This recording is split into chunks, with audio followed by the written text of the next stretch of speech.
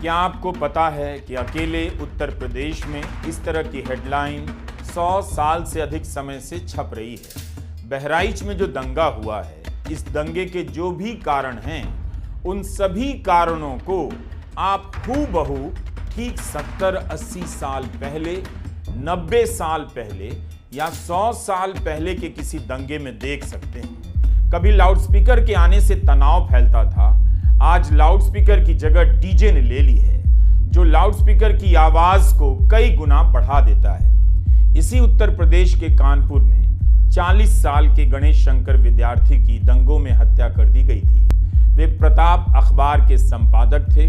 इसके संपादकीय में उन्होंने लिखा था कि जब से लाउडस्पीकर आया है, दोनों पक्षों के गुंडों की मौज हो गई है और सांप्रदायिक झगड़े बढ़ते ही जा रहे हैं। लाउडस्पीकर, डीजे, किसी खास इलाके से धार्मिक जुलूस का निकालना, 100 साल से यही कहानी दोहराई जा रही है। बहराइच में जो भी हुआ है वो झारखंड के गुमला में हो चुका है, हरियाणा के नूह में हो चुका है, यूपी के इटावा में हो चुका है। केवल धार्मिक जुलूस के समय तनाव नहीं फैलता, इसमें तिरंगा यात्रा भी जुड़ गई है। नई नई शोभा यात्राएं निकाली जाने लगी हैं। 100 साल से हम इन झगड़ों में फंसे हुए हैं। राज्य बदल लीजिए, कहानी नहीं बदलती है। बस इसमें एक ही बदलाव हुआ है, प्रशासन का एक तरफा हो जाना, प्रशासन का हमलावर हो जाना और एक समुदाय को टारगेट करने की राजनीति में शामिल हो जाना। किसी का घर बुलडोजर से गिरा देना, लोगों का ताली बजाना। कभी हिंदू मुस्लिम दंगा कहा जाता था, हिंदू मुस्लिम सांप्रदायिकता कही जाती थी, लेकिन आज के समय में यह एंटी मुस्लिम दंगा, एंटी मुस्लिम सांप्रदायिकता का रूप लेती जा रही है। इसके अलावा तो कुछ भी नहीं बदला। कहानी सेम है, किरदार सेम है और पैटर्न भी सेम है। जुलूस के बहाने दंगे भड़काने की कहानी, तनाव फैलाने की कहानी, एक समुदाय को नीचा दिखाने की कहानी और अपने समुदाय को ताकतवर, श्रेष्ठ दिखाने की कहानी। 90 के दशक में ऐसी अनेक किताबें आती हैं। इतिहासकार नफरत की राजनीति की जड़ों तक पहुंच चुके थे। आज भी हम और आप ठीक वही सब दोहराता हुआ देख रहे हैं। 100-150 साल से हम नफरत की राजनीति में उलझे हैं, निकल नहीं पा रहे हैं। 1989 में सैंड्रिया फ्राइटेक की collection action and community, public arenas and the emergency of communalism in north India आती है। 1990 में प्रोफेसर ज्ञानेंद्र पांडे की एक बेहद महत्वपूर्ण किताब आती है, the construction of communalism in colonial north India. इस एक किताब ने सांप्रदायिकता की समझ बदल दी। ज्ञान पांडे ने बताया कि सांप्रदायिकता और राष्ट्रवाद में कोई खास अंतर नहीं है। हिंदू और मुस्लिम पक्ष की सांप्रदायिकता उनके लिए ही राष्ट्रवाद है। दोनों एक ही ऐतिहासिक प्रक्रिया के दो उत्पाद हैं। यानी ऐसे समझिए, नफरत की राजनीति के एक ही प्रोडक्ट, बस डिब्बे पर लेबल बदल गया है, रंग बदल जाता है। प्रोफेसर मुशीरुल हसन का तो जीवन इन्हीं दंगों की जड़ों को तलाशते हुए गुजर गया। 1997 के साल में 2 किताबें आती हैं, मुशीरुल हसन की legacy of a divided nation, India's Muslims since independence, Asghar Ali Engineer की communal riots in post independence India. उसके अगले 3 साल के भीतर आती हैं 3 और बड़ी किताबें, रजनी कोठारी की communalism in Indian politics, Thomas Blom Hansen की the saffron wave, democracy and Hindu nationalism in modern India, Christophe Jaffrelot की the Hindu nationalist movement in Indian politics, और इसके बाद आती है आशुतोष वार्ष्णेय की ethnic conflict and civic life, Hindus and Muslims in India, Paul R Brass की the production of Hindu Muslim violence in contemporary India, Ram Puniyani की religion, power and violence, expression of politics in contemporary times. Dipankar Gupta की किताब आती है justice before reconciliation, negotiating a new normal in post riot Mumbai and Ahmedabad. Amrita Basu की violent conjunctures in democratic India. नमस्कार, मैं रवीश कुमार।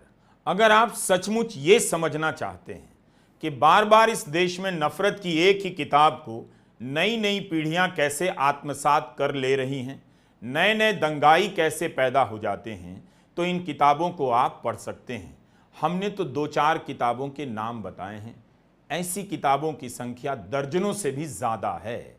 ऐसा नहीं है कि सारी किताबें मैंने पढ़ी ही हैं, लेकिन जिन लोगों ने इन्हें पढ़ी हैं और सांप्रदायिकता पर शोध करते हैं, उनके लिए बहराइच के दंगों के पीछे के कारणों में शायद कुछ भी नया ना मिले, बल्कि हैरानी की बात यह है कि हम 150 साल से इस बीमारी की चपेट में हैं और इसे दूर नहीं कर पाए। कोई राजनीतिक दल इस तूफान के आगे टिक नहीं सका। अब इसका प्रसार प्रचार इतना हो चुका है कि किसी भी जगह बवंडर की तरह उठ जाता है, आंधियों की शक्ल लेता है, थोड़े ही समय में तनाव पैदा करता है, दंगा पैदा करता है और जान माल के नुकसान के साथ नीचे आ जाता है। फिर कुछ समय के बाद या अगले साल किसी और जगह पर यह बवंडर उठ जाता है। आप अक्टूबर 2024 के बहराइच की बात कर रहे हैं। 1871 में रामनवमी और मुहर्रम एक ही समय पड़ गया। दोनों के जुलूस को लेकर बरेली और पीलीभीत में दंगा हो गया। इन सभी में एक ही कारण आपको स्थायी रूप से मिलेगा, मस्जिद के सामने संगीत बजाने को लेकर विवाद। इस बात को लेकर 1922 में मालेगांव में भी दंगे हुए थे। बिहार के पूर्व मुख्यमंत्री कर्पूरी ठाकुर को भारत रत्न दिया गया। कर्पूरी ठाकुर की सरकार भी इसी तरह की धार्मिक जुलूस निकालने की जिद के कारण गिर गई थी। यह संदर्भ बहुत जरूरी है क्योंकि नीतीश कुमार की सरकार के सामने फिर से एक चुनौती आ रही है। मोदी सरकार के मंत्री गिरिराज सिंह हिंदू जगाओ यात्रा निकालना चाहते हैं। धार्मिक जुलूसों की हिंसा पर लाइव लॉ के ऊपर वेबसाइट है, वहां एक रिपोर्ट है। सिटीजन्स एंड लॉयर्स इनिशिएटिव ने एक लंबी रिपोर्ट लिखी है जो मार्च 2023 में प्रकाशित हुई थी। इसे सुप्रीम कोर्ट के वरिष्ठ वकील उदय चंद्र सिंह ने संपादित किया है। इसी में कर्पूरी ठाकुर की सरकार के गिरने से जुड़ा एक प्रसंग है। हुआ यह था कि 26 जनवरी 1979 को रामनवमी जुलूस को लेकर आरएसएस के लोग अड़ गए कि जमशेदपुर के मुस्लिम बहुत इलाके साबिर नगर से जुलूस निकालेंगे। कर्पूरी जनसंघ सरकार मना करती रही, लेकिन आखिर में मान गई। अनुमति मिली कि मुख्य जुलूस से अलग होकर एक छोटा समूह साबिर नगर से निकलेगा, लेकिन ऐन मौके पर 15,000 लोगों का पूरा जुलूस उसी रास्ते निकल पड़ा। साबिर नगर मस्जिद के सामने भाजपा विधायक दीनानाथ पांडे ने हुजूम को रोका और मुसलमानों के खिलाफ भड़काऊ भाषण दिए।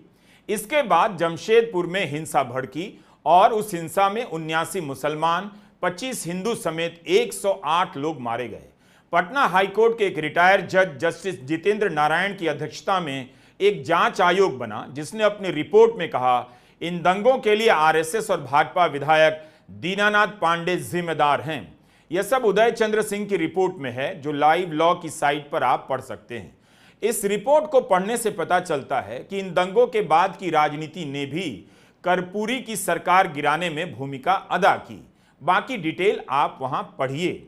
ऐसे हजारों प्रसंग आपको अलग अलग किताबों में मिल जाएंगे, इतिहासकार बता देंगे। कितना आसान है किसी के मोहल्ले से जुलूस ले जाने की जिद करना, या जुलूस निकल रहा है तो पत्थर फेंककर, कहीं से गोली चलाकर या भड़काऊ नारे देकर दंगा भड़का देना। हम तब से इस जाल में फंसे हुए हैं। 1871 से 2024 आ गया। हमारे पास नफरत की इस राजनीति को नहीं समझने का कोई कारण नहीं। आप किताबें पढ़ना चाहते हैं, किताबें हैं।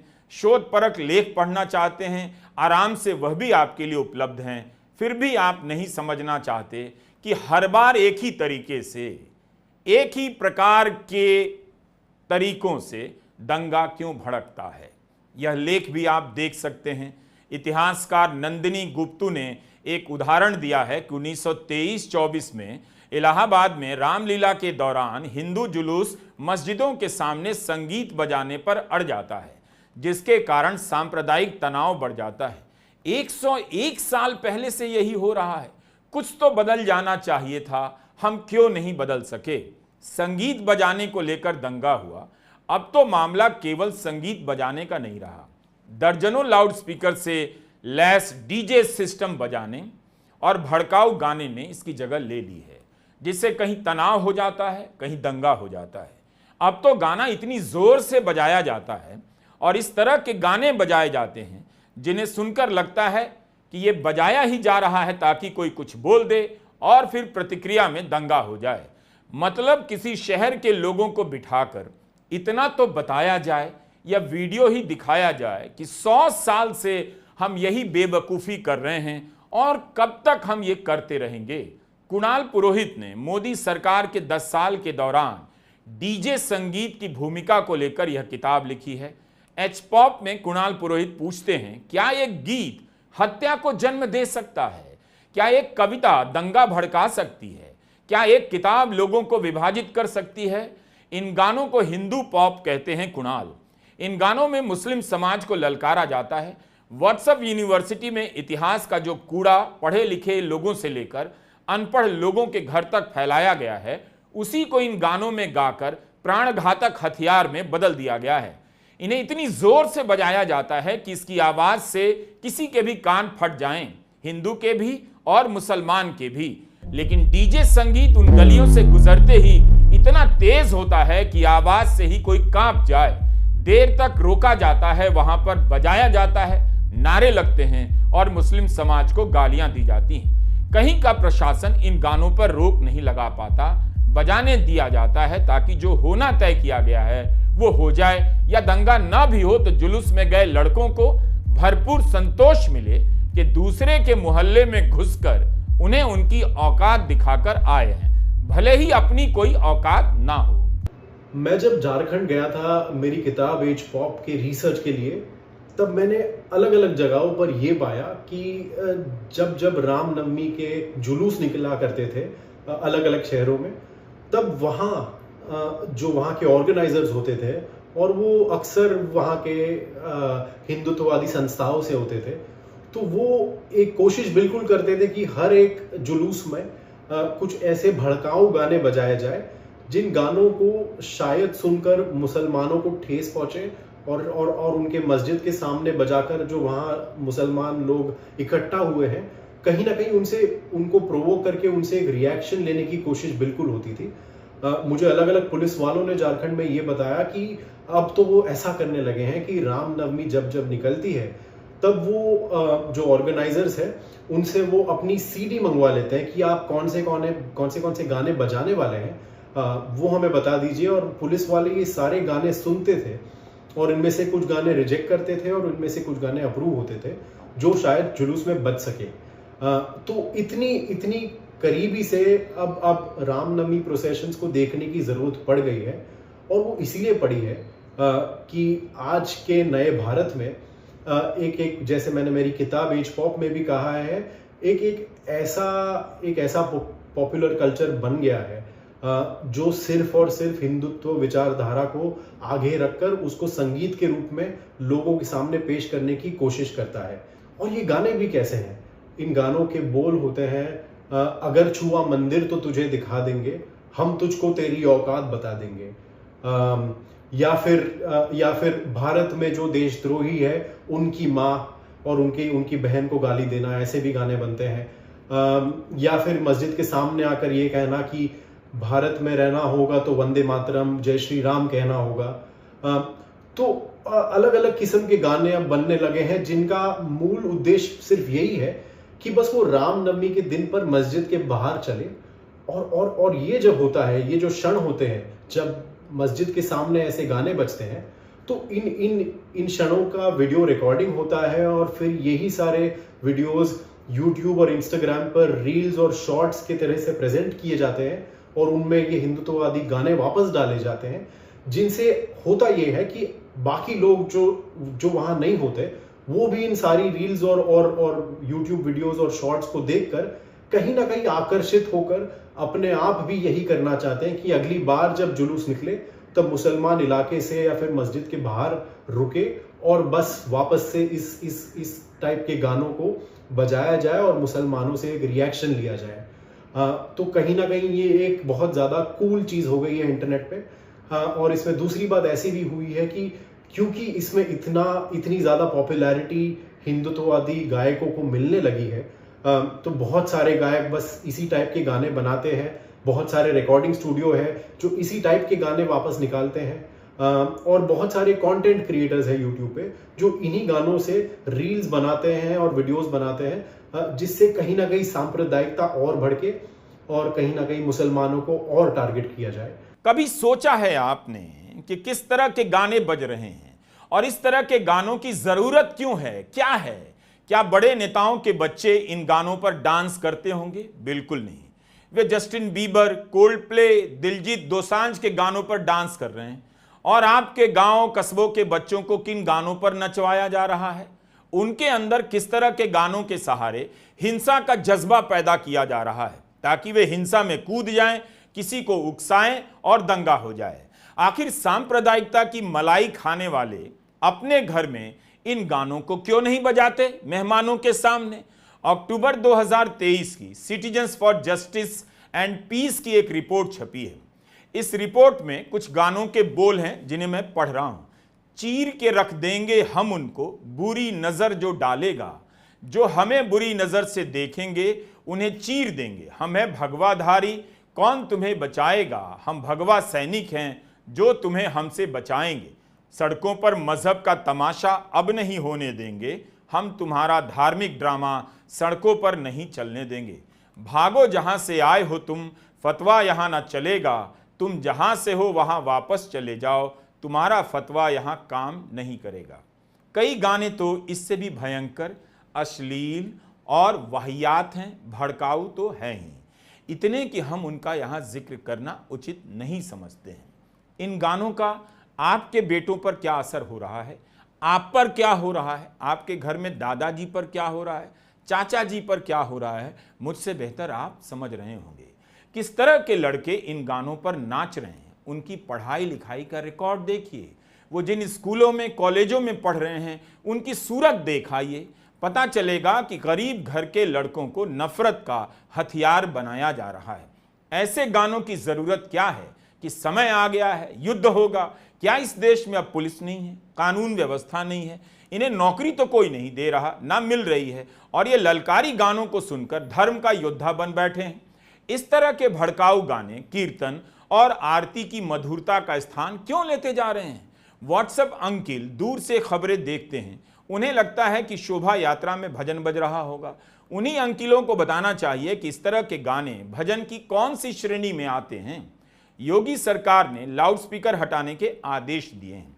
कहा कि किसी भी धर्म स्थल पर लाउडस्पीकर नहीं बजेगा, लेकिन तनाव बढ़ाने में इसकी भूमिका समाप्त नहीं हुई है। इन आदेशों से यह भी पता चलता है कि सरकार लाउडस्पीकर की भूमिका को लेकर सजग तो है, मगर लागू किस तरह से कर रही है ये उसकी इच्छा पर निर्भर है, या हमारी जानकारी इस पर पूरी नहीं है।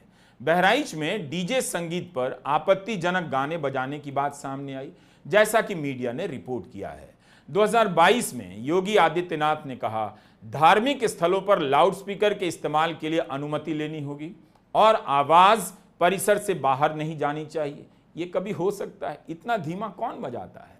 नई जगहों पर माइक नहीं लगना चाहिए, ये भी उस आदेश में है। अगर आवाज बढ़ाई गई तो लाउडस्पीकर हटाया जाएगा। धर्म गुरुओं ने तो इस निर्णय का बहुत स्वागत किया। आप यकीन नहीं करेंगे, 17,000 स्पीकर की आवाज कम की गई। मीडिया में यह खबर छपी है और कुछ धार्मिक स्थलों पर लाउडस्पीकर को बंद भी किया गया।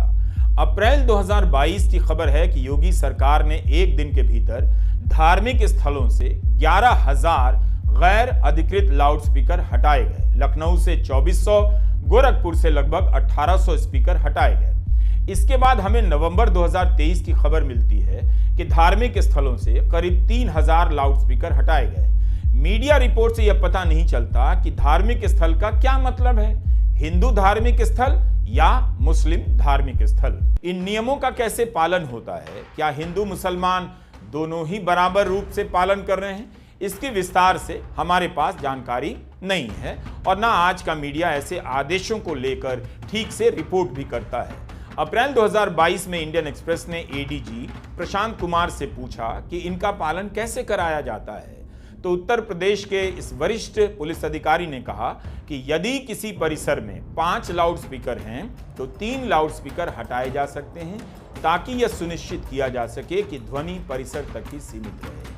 जबकि लोग अपनी सामान्य धार्मिक गतिविधियां भी कर सकें। लाउडस्पीकर की आवाज कितनी हो यह एक अलग मसला है, लेकिन जो गाने बज रहे हैं उन पर रोक लगाने के बारे में हमें कोई स्पष्ट जानकारी मीडिया की रिपोर्ट से नहीं मिलती है। ये गाने बेहद महत्वपूर्ण हैं। जिस तरह से इन्हें गाया जा रहा है, पता चलता है कि गीत को ही सांप्रदायिकता का नया हथियार बना दिया गया है। भारतीय जनता पार्टी को समाज में नफरत फैलाने में फुर्सत नहीं है और जिनका कार्यकाल 8 साल का इसी तरह का रहा हो, जिसमें उन्होंने तोड़ फोड़ बुलडोजर चला के पुलिस प्रशासन से अन्याय कराने का, तो अब जाते जाते क्या नया काम करना चाहते हैं? अब तो जाने का समय है। अब उतना समय सरकार के पास नहीं है जितने समय सरकार ये लोग चला चुके हैं। सरकार में जितने दिन मुख्यमंत्री रहे हैं उससे बहुत कम दिन बचे हैं अब जाने को, तो जाते समय कौन याद करता है? अब अखिलेश यादव का यह बयान मैं पढ़ रहा हूं। वे कहते हैं कि जिस समय ये यात्रा निकलनी शुरू हुई, प्रशासन को ये ध्यान में रखना चाहिए था कि यात्रा का रूट क्या है, रूट पर पर्याप्त पुलिस है क्या, इसके साथ साथ उन लाउडस्पीकर पर क्या बजाया जा रहा है। अगर यह बात मैं कहूं तो हो सकता है सरकार कुछ और बात कहेगी।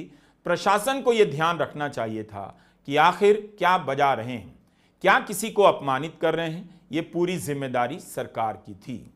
अखिलेश यादव के इस बयान पर आप गौर कीजिएगा, वो कितना बच बचा कर कह रहे हैं।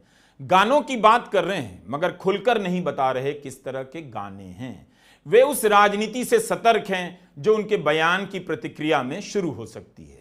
इससे पता चलता है कि सांप्रदायिकता का वर्चस्व कितना व्यापक हो चुका है कि उससे लड़ने के नाम पर जो शक्तियां हैं वो अपने आप को निरीह महसूस करती हैं। लेकिन इस तरह के गानों पर बात होनी चाहिए।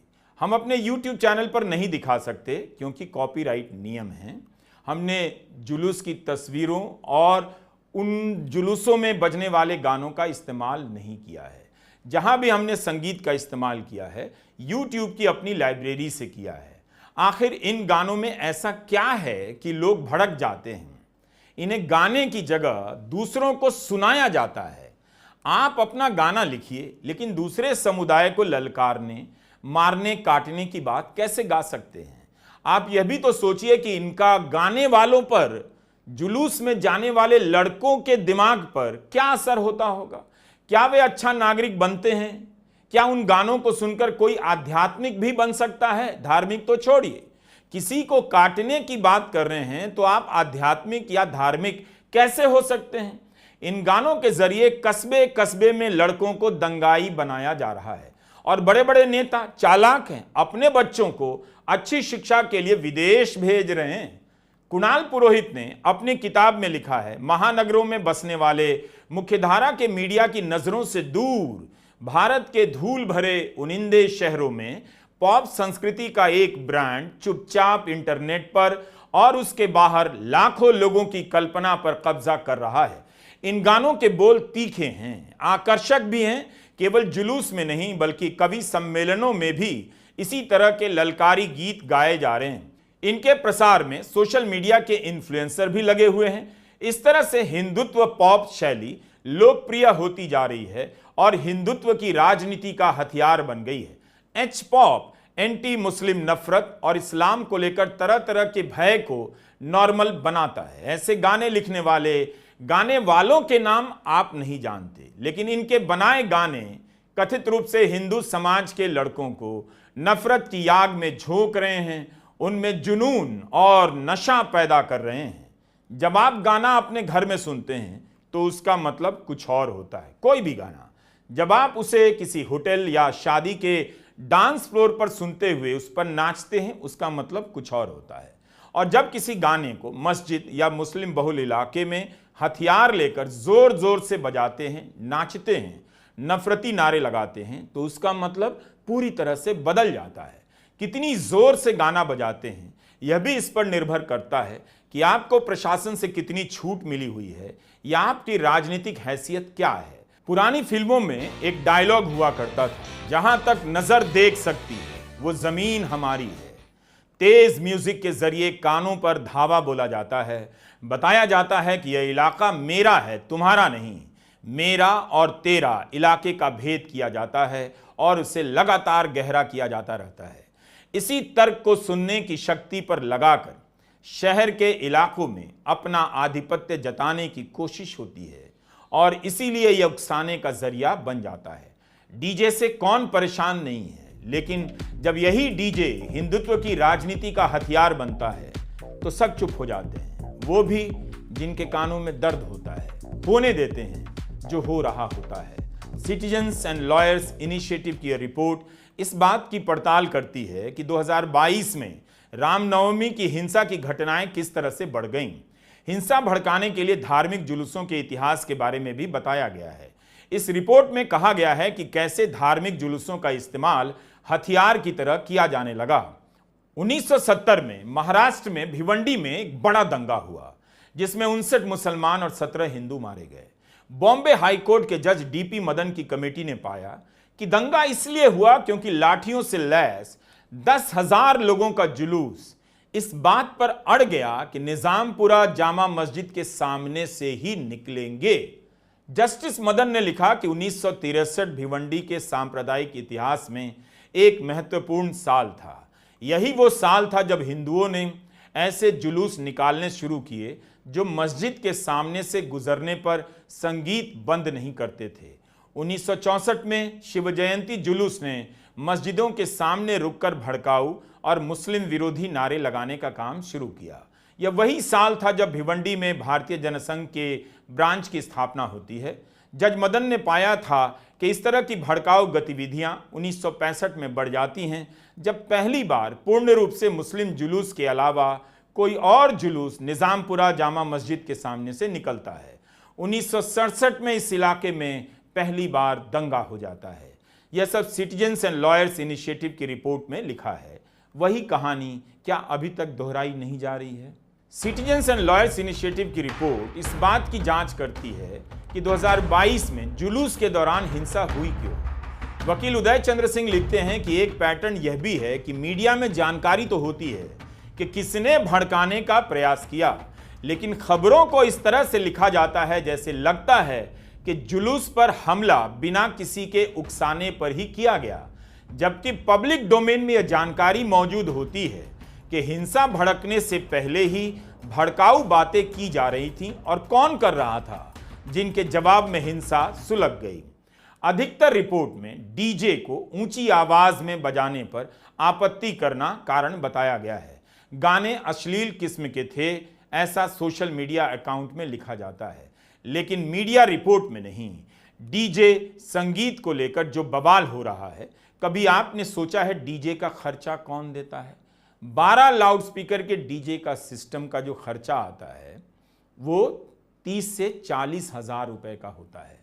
कहां से इतना पैसा आ रहा है, कौन दे रहा है?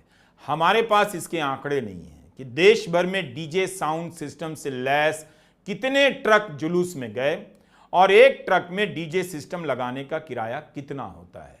जो जानकारी हमने हासिल की 35 से 40 हजार होता है। इसके लिए किसी से तो चंदा लिया जाता होगा, कोई तो चंदा देता होगा। अलग अलग शहरों में डीजे सिस्टम की दुकानों की ये कतारें बता रही हैं कि इनकी मांग किसी न किसी रूप में मौजूद है। यह व्यापार कितना बढ़ रहा है इसके बारे में टिप्पणी करना मुनासिब नहीं होगा, लेकिन अंदाजा लगाया जा सकता है कि त्योहारों के मौसम में जिस तरह से पूजा समितियों और जुलूसों की संख्या बढ़ने की खबरें आती हैं, इनकी मांग भी कुछ तो बढ़ती ही होगी। इन तस्वीरों को दिखाने का मकसद यही है कि डीजे सिस्टम सस्ता नहीं होता है। खरीदेंगे तब भी 50,000 से 2 लाख रुपए तक का होता है, किराए पर लेंगे तो भी 50,000 से लेकर 60,000 तक का हो सकता है। इतना ज़रूर है कि डीजे फ्री में नहीं आता। हमारा सवाल है कि ये पैसा कौन दे रहा है? स्थानीय व्यापारी दे रहे हैं या राजनीतिक दल दे रहे हैं? डीजे के पीछे के अर्थशास्त्र को आप अनदेखा नहीं कर सकते। अगर शादी ब्याह में जाती है और धार्मिक में जाती है तो सबका अलग अलग रेट रहता है। जैसे मान के चलिए अगर डीजे लीजिएगा, 6 को बक्सा रहेगा, उसके बाद मशीन रहेगा, जनरेटर रहेगा, सब बुकिंग करके 25,000 रुपया 35,000 रुपया जिस तरह से दूरी पर जाएगी तो उसका पैसा का चार्ज लगता है। जो बुक करते हैं वो पैसा पेमेंट करते हैं। धार्मिक आयोग में तो पहले सबसे डीजे मांग होता है, जो भक्ति गाना उना बजता है। इतिहासकारों ने इसके बारे में भी विस्तार से लिखा है।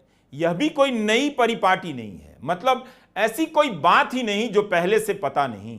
लेकिन हैरानी की बात है कि आग सुलगाने के सारे संसाधन 100 साल से स्थानीय स्तर पर आसानी से उपलब्ध हैं। इतिहासकार ज्ञानेंद्र पांडे अपनी किताब में अलग अलग समूहों, संगठनों और ब्रिटिश हुकूमत के नजरिए की पड़ताल करते हैं।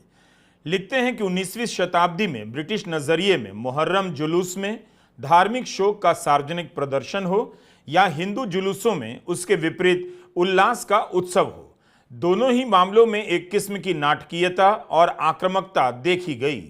इसकी तुलना में आधुनिक पश्चिमी सभ्यता की पहचान यही रही है कि सार्वजनिक जगहों पर अनुशासन हो और व्यवस्था हो। वहीं 20वीं शताब्दी के शुरू में जुलूस हिंदू पहचान को मजबूत करने का एक अहम औजार बनता है।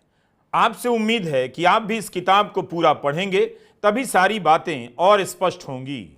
इतिहास को हम अगर देखें तो ये एक बहुत कॉमन सी चीज है। भारत में बहुत सारे दंगे ऐसे हुए हैं जो बस इसी कारण से पैदा हुए कि मस्जिद के सामने से कहीं ना कहीं एक हिंदू जुलूस या हिंदू प्रोसेशन निकल रहा होता है और बस ठीक मस्जिद के सामने रुककर वहां संगीत और म्यूजिक बजाया जाता है। कभी कभी भड़काऊ गाने उसमें बजाए जाते हैं और उससे प्रोवोकेशन करा के दोनों समाज के बीच अंतर हो जाता है और दोनों समाज के बीच दंगे हो जाते हैं। ऐसे इंस्टेंसेस 130 साल पहले तक के भी रिकॉर्ड में आए हैं भारत के इतिहास में। और एक रिसर्चर थे जूलियन लिंच, जिन्होंने बहुत उम्दा तरीके से ये बताया है कि जब लोकमान्य तिलक महाराष्ट्र में गणेशोत्सव को एक पॉलिटिकल रूप देकर उसके सेलिब्रेशंस को एक पब्लिक इवेंट बनाने की कोशिश कर रहे थे, तब एक चीज ये भी वहां से आई कि वहां जो गाने बजने लगे गणेश उत्सव में, उन गानों में भी कहीं ना कहीं सांप्रदायिकता थी और उन गानों में भी कहीं ना कहीं हिंदुओं को मुसलमान के खिलाफ खड़ा करने की कोशिश की जाती थी। इसका कारण और इसका एक रिजल्ट ये भी हुआ है कि 1926-1927 में भी शहर जैसे नागपुर हो या सूरत, उन दोनों शहरों में दंगे भड़के थे जिनको music before the mosque rights का एक दर्जा दिया गया था। जो भी है, इन जुलूस के जरिए स्कूल कॉलेजों में फेल हो जाने वाले या पढ़ाई में खराब करने वाले युवाओं का इस्तेमाल हो रहा है। उनकी अपनी कोई भी पहचान ना रहे और वे दशकों तक, सदियों तक ऐसे जुलूस के काम आते रहे, यह प्रक्रिया चलती ही जा रही है। ऑक्सफोर्ड यूनिवर्सिटी की इतिहासकार नंदिनी गुप्तू बताती हैं कि 20वीं सदी में हिंदू त्योहार, विशेषकर सार्वजनिक जुलूस, धार्मिक जोश और ताकत के प्रदर्शन के केंद्र बन गए। इन जुलूसों में भाग लेने वाले ज्यादातर शहरी गरीब होते थे। गांव से शहर में आए इन लोगों में एक होड़ शुरू हुई अपनी नई पहचान बनाने की। वे योद्धा होने के अतीत पर जोर देने लगे, गढ़ने लगे।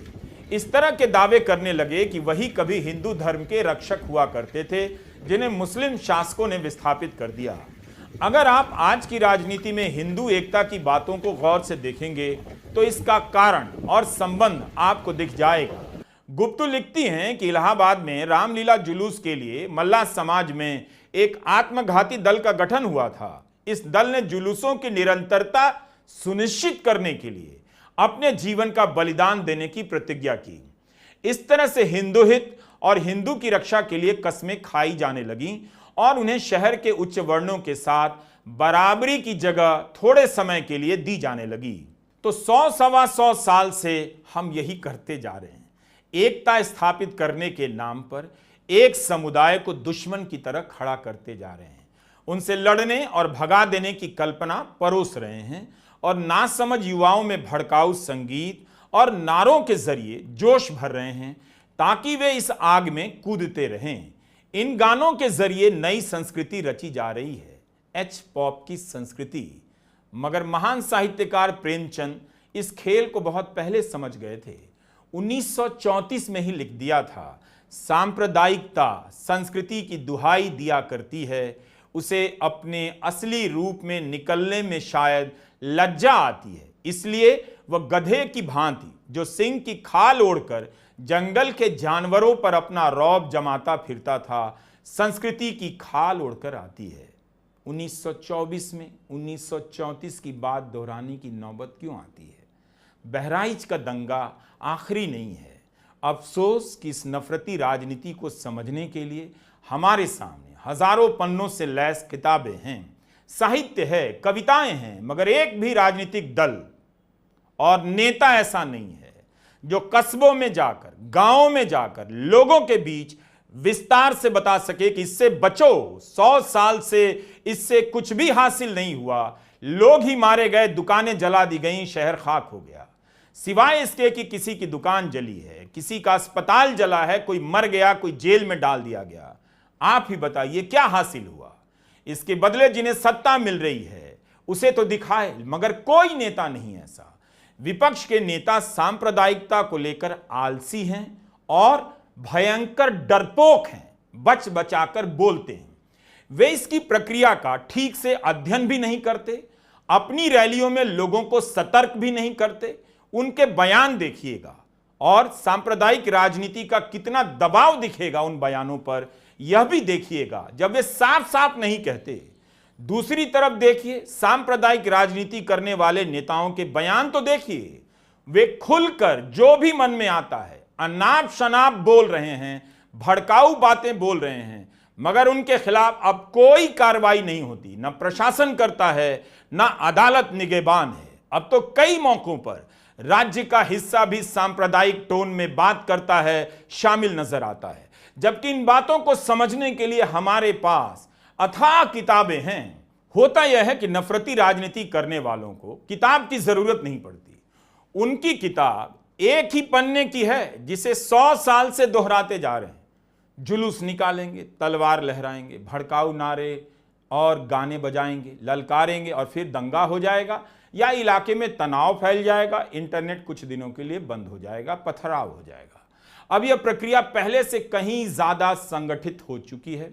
सांप्रदायिकता से इस देश में कोई भी राजनीतिक दल नहीं लड़ रहा है, इसे लिखकर आप अपने पर्स में रख लीजिए। इसलिए हिंदी प्रदेश के लड़कों को अब कोई नहीं बचा सकता, चाहे वे बहराइच के हों, नूह के हों, गुमला के हों या समस्तीपुर से लेकर पटना तक के हों।